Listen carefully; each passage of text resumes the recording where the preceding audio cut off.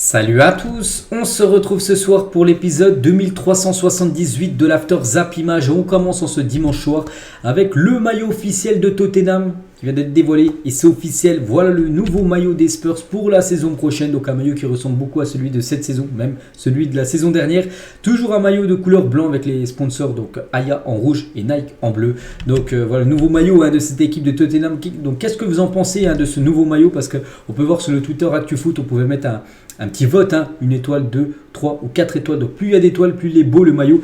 Et la plupart de ceux qui ont pu voter, ils ont mis une étoile. 49% ont mis une étoile, c'est-à-dire qu'il est plutôt moche, on va dire, ce maillot de Tottenham, d'après ceux qui ont voté. Donc moi j'ai mis 2 étoiles à ce nouveau maillot des Spurs. On peut voir aussi que l'équipe de Porto dévoile son nouveau maillot domicile pour la saison prochaine, pour cette équipe portugaise, toujours sponsorisée par New Balance Betano aussi, qui est le sponsor au milieu du maillot. Donc voilà le nouveau maillot de cette équipe portugaise qui fête cette année ses 130 ans d'existence, bien sûr, de l'équipe de Porto. Ils ont été créés en 1893 et on est en 2023. Toujours avec les maillots, donc là c'est pas officiel, il n'y a rien de commercialisé, mais c'est synthétique, de temps en temps. Je vous montre ces prototypes, en gros il fait des prototypes de concept de maillot, en gros.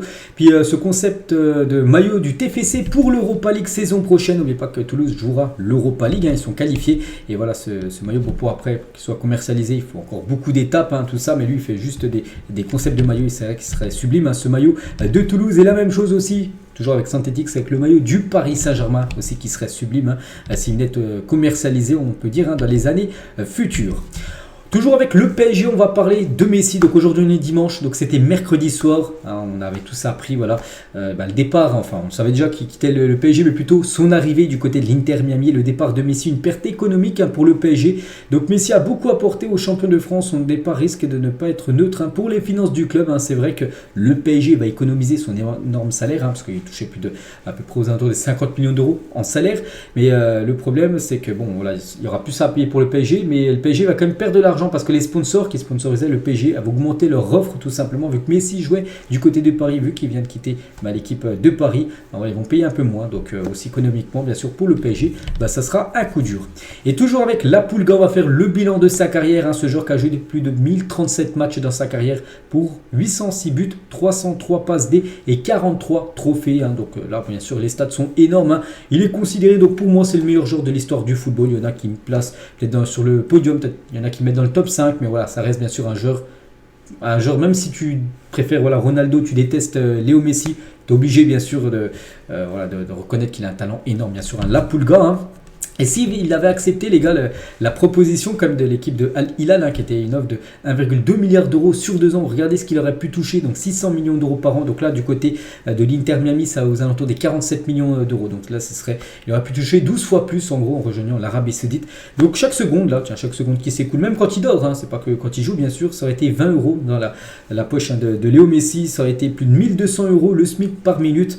Donc bon, et après ça, c'est pas ça qu'il aura à l'Inter Miami, c'est s'il aurait accepté tout simplement l'offre d'Arabie Saoudite. C'est que maintenant l'argent et le foot, ça prend des tournures complètement folles.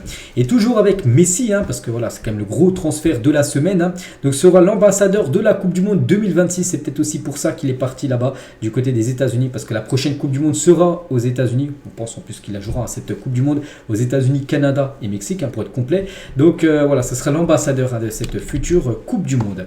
Et pour finir avec lui, je trouve que c'est la dernière info concernant Messi. Donc voilà, regardez tout ce qu'il a pu remporter, les ballons d'or, les souliers d'or, les maillots, les Ligues des Champions, les Ligas, voilà, son armoire, on peut dire un trophée qu'il amène maintenant du côté de Miami.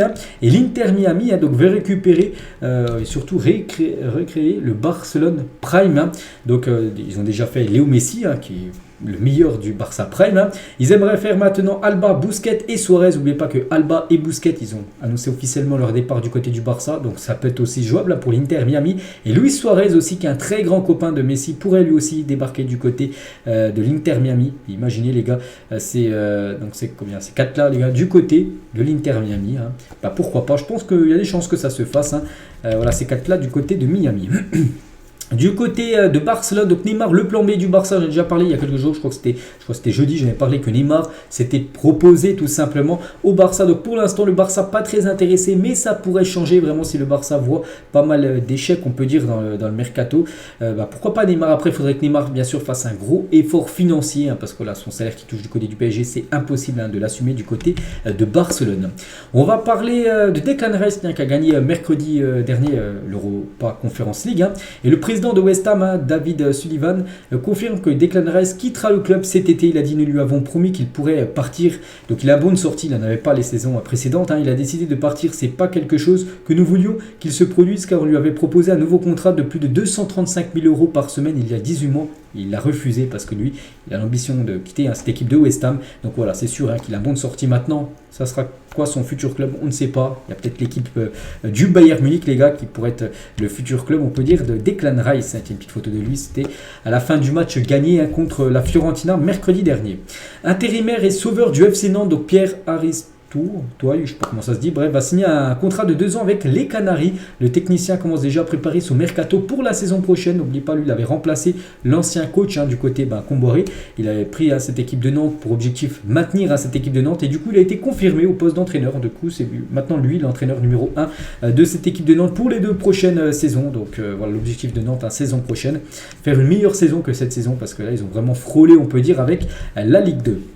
Les agents de Luis Alberto ont amené une offre de contrat qui viendrait de l'OM aux dirigeants de la Lazio. Maurizio Sarri veut le conserver. Des négociations sont en cours concernant le joueur espagnol qui évolue du côté de la Lazio. N'oubliez pas que la Lazio joue la Ligue des Champions saison prochaine. Ils ont fait une magnifique saison en Serie A. On verra, ça sera quoi son futur. L'OL a 2 cibles prioritaires pour le moment. Tout d'abord, le retour de Umtiti.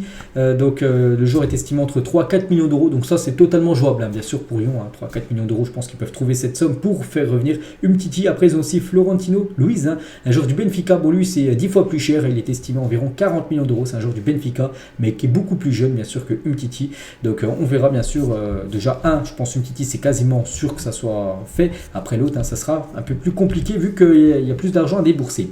Wilfried Zaha est sollicité par Al Nasser, qui lui a proposé un contrat de 3 ans assorti d'un salaire annuel de 17 millions d'euros par an. Donc 17 x 3, ce qui fait aux alentours des 56 à peu près, bref. Donc l'attaquant ivoirien attire également des clubs européens. Il n'a pas encore pris de décision après lui. Il avait une envie aussi, c'était de jouer la Ligue des Champions. Donc à Al Nasser, il n'y a pas de Ligue des Champions, enfin la Ligue des Champions asiatique, mais pas européenne. On verra, ça sera quoi le futur de Wilfried Zaha. William Saliba est en pourparlers avancé avec Arsenal pour prolonger son contrat du côté des Gunners. C'est qu'il avait une fin de saison compliquée, en plus avec le titre perdu et surtout sa blessure. Il a été longtemps blessé, il a loupé quand même pas mal de matchs. Mais bon, la saison prochaine, il compte encore faire une belle saison. Et voilà, Arsenal souhaite le prolonger. Officiel, le lancement de la consultation sur les droits TV de la Ligue 1 aura lieu le 12 septembre prochain. Donc le président de la LFP, donc Vincent Labrune, vise le milliard d'euros pour la période 2024-2027. Donc il a dit on vise aux alentours du milliard d'euros.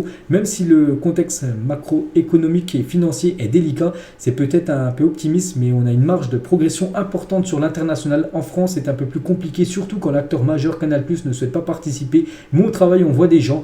Donc voilà, pour diffuser bien sûr les droits TV, vous savez que c'est ce qui rapporte beaucoup d'argent au club. On parle souvent de la première ligue avec des droits TV complètement fous, mais la Ligue 1 aussi, voilà, ils aimeraient, enfin Vincent Labrune aimerait que la Ligue 1 augmente aussi ses droits TV, bien sûr. C'est comme ça, tous les clubs pourront en bénéficier. Donc il espère au moins 1 milliard d'euros sur la période 2024 jusqu'à 2027. On va parler de la LFP. N'oubliez pas que la LFP se réunit de nouveau demain, lundi, pour clôturer ce dossier du match Bordeaux-Rodez, qui est toujours en instruction. Est-ce que le match va être rejoué? Est-ce que le match, j'en sais rien, va être gagné par Rodez sur tapis vert? On ne sait pas. On le saura demain, on en reparlera bien sûr dès que la décision sera dite. L'énorme ressemblance entre Alexandre Lacazette et Edoz Ibadine, donc c'est un coureur professionnel qui fait des marathons. C'est vrai qu'il ressemble beaucoup à Alexandre Lacazette. On a l'impression que c'est Lacazette, mais non les gars, c'est pas Lacazette, mais voilà, c'est son sosie, on peut dire. N'Golo Kanté et Inoxtag, donc Inoxtag un youtubeur, N'Golo Kanté, le joueur français, donc le duo on peut dire improbable, qui se sont rencontrés là il y a quelques jours. Randal Kolo Muani sur l'occasion manquée en finale de Coupe du Monde. On se souvient bien sûr, malheureusement c'est qu'il avait sur ce tir, c'était la 3e étoile des Bleus. Bref, donc quand tu te dis que tu as la balle de la 3e étoile, ça fout la haine. Hein. Bien sûr, on peut comprendre qu'il était énormément déçu, mais bon, c'est comme ça. Il a réussi à créer cette occasion. Après, c'est surtout le gardien Martinez hein, voilà, qui a réussi quand même. Il faut l'avouer, un magnifique arrêt. Hein. Et Colomoni sur l'intérêt du PSG sur son avenir, il a dit, hein, c'est flatteur que le PSG soit derrière toi, comme tous les autres grands clubs. Hein. Ce n'est pas parce que tu viens de région parisienne ou que tu as grandi que tu dois automatiquement jouer pour le PSG. Hein. Franchement, qui ne rêverait pas de jouer en première ligue? Il dit que vraiment la première ligue, ça l'attire. Hein. C'est l'un des meilleurs championnats qui existent. Hein. Ça fait rêver. Ce sont des rêves de gosse, mais je ne cherche pas le club parfait ou le meilleur club au monde. Hein. Je cherche vraiment le club qui va me donner cette chance de pouvoir m'exprimer, avoir du temps de jeu et surtout grandir. Donc voilà ce qu'il dit. Donc il ne dit pas non plus au PSG. Et voilà, il a quand même un rêve, hein, c'est de jouer du côté du championnat anglais. Un journal au Bangladesh a utilisé les photos de Dustin et Lucas de la série Stranger Things comme photos de Samuel Umtiti et Antoine Griezmann pour évoquer leur amitié d'enfance. Hein. Voilà, c'est fou. Bon, elle ne date pas de récemment, ça date d'il y a quelques années, comme ça, il y a 2-3 ans, mais voilà, j'aime bien de temps en temps vous leur proposer hein, cette info. Et on finit les gars cet épisode en ce dimanche soir avec l'équipe 11 time, on va dire 11 de l'histoire de Zlatan Ibrahimovic qui a mis voilà, son équipe de rêve. Hein. Donc il se met bien sûr hein, Zlatan hein, avec Ronaldinho à côté de lui, Léo Messi aussi à côté de lui, Nedved, Xavi, Vieira, Maxwell, Thuram, Nesta, Thiago Silva et Buffon. Donc voilà, une petite info concernant Zlatan. Il y a une semaine jour pour jour, il annonçait sa retraite de footballeur. Et on finit sur ça les gars, la dernière vidéo de la semaine hein, sur toutes mes chaînes. Donc j'espère que ça vous a plu. On se retrouve demain pour le prochain After Zap Image. Bon dimanche à vous et à demain.